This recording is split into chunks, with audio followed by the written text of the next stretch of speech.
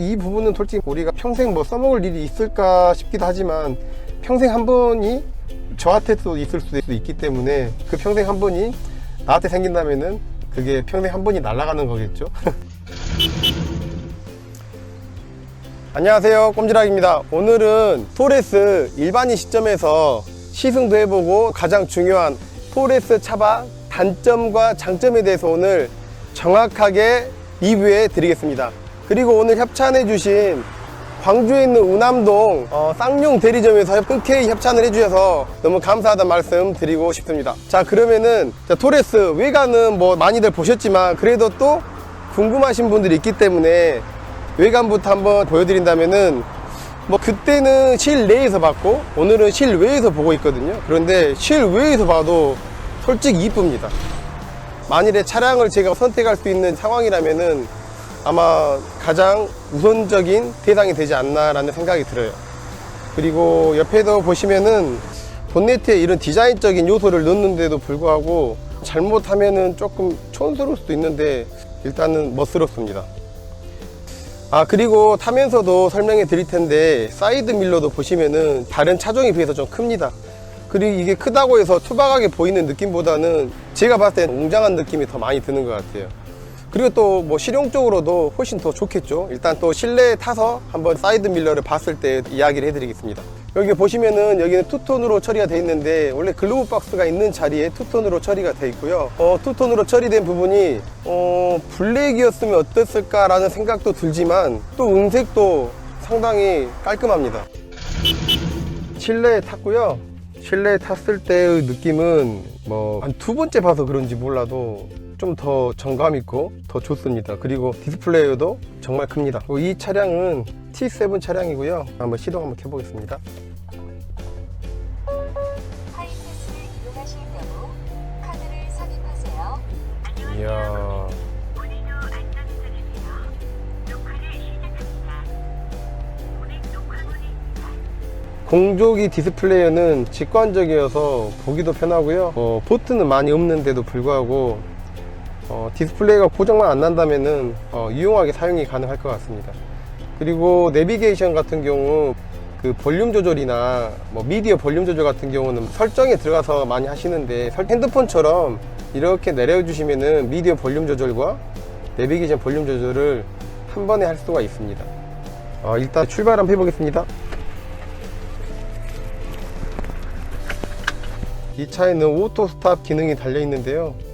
이 오토 스탑 기능이라는 게 한 1년 정도 사용하시면 이 기능이 잘 안 되는 차량들이 많습니다. 이게 예민하거든요. 배터리 성능이 조금이라도 떨어지면은 이 오토 스탑 기능이라는 게 잘 작동을 하지 않습니다. 그래서 이건 뭐 약간의 케이스 바이 케이스, 좋을 수도 있고 나쁠 수도 있는 거라고 생각이 들어요. 그리고 주차 보조 기능이 있는데 이 주차 보조 기능도 상당히 잘 인식을 합니다. 앰비언트 무드 등 같은 경우도 지금 낮인데도 불구하고 앰비언트 무드 등이 너무 잘 보여요. 원래 이렇게 잘 보이지 않는데 저녁 되면은 더 잘 보일 것 같아요. 더 이쁠 것 같거든요. 저는 뭐 SUV도 많이 타보고 승용차도 많이 타봤는데 또 지금 현재는 또 승용차를 운전하고 있는데요. 물론 조속에서는 좀 딱딱하나 이런 느낌은 없지 않아 있거든요. 근데 야, 이거 너무 딱딱하고 확실히 SUV라 이거 승차감 너무 안 좋은데 이런 느낌은 받지 못하고 있어요.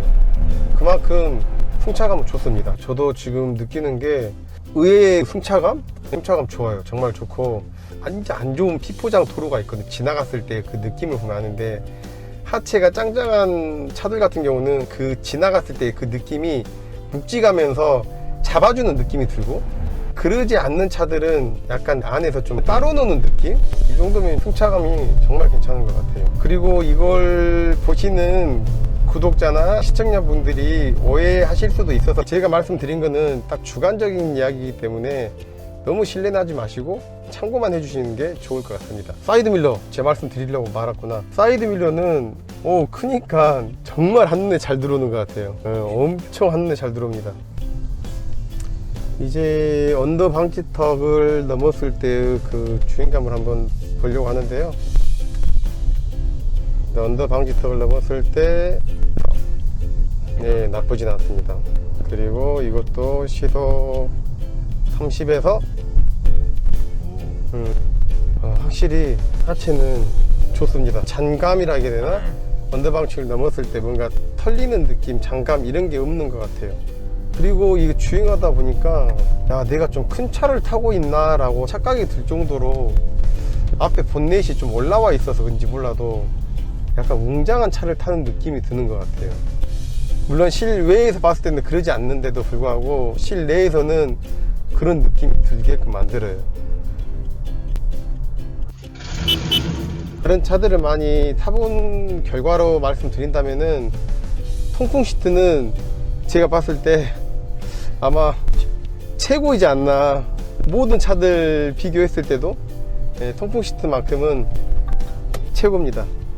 엄청 시원해요. 이 차에 또 하나의 장점이 있는데요. 공조기가 예전에는 보통 아시는 것처럼 뭐 앞으로 나오고 위로 나오고 이렇게 하나씩 묶여 있었거든요. 아니면 앞으로 나온 것만 하나 있고 발과 위쪽, 발과 아래쪽, 가운데와 아래쪽 이런 식으로 묶여 있었는데 이거는 내가 원하는 것만 눌렀을 때 직관적으로 바로 공조기가 작동이 됩니다.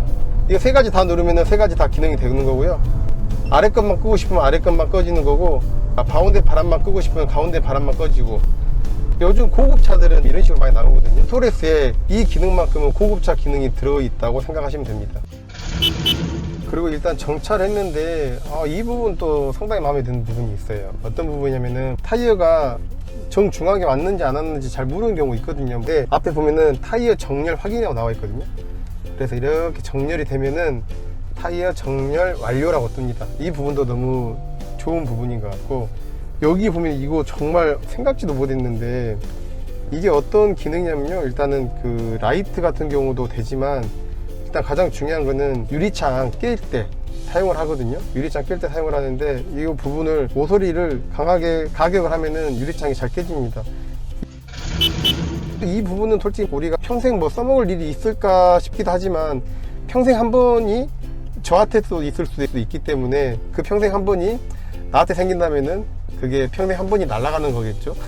그래서 이 부분은 정말 너무 좋은 것 같아요. 그리고 이 부분도 보시면은 뒤에 칼날이 달려 있거든요. 이게 사고 났을 때 안전벨트가 잘 안 풀리는 경우가 있어요. 그래서 이 칼날로 안전벨트를 잘라주는 역할을 합니다. 이 부분만큼은 정말 100점 만점에 100점을 주고 싶습니다.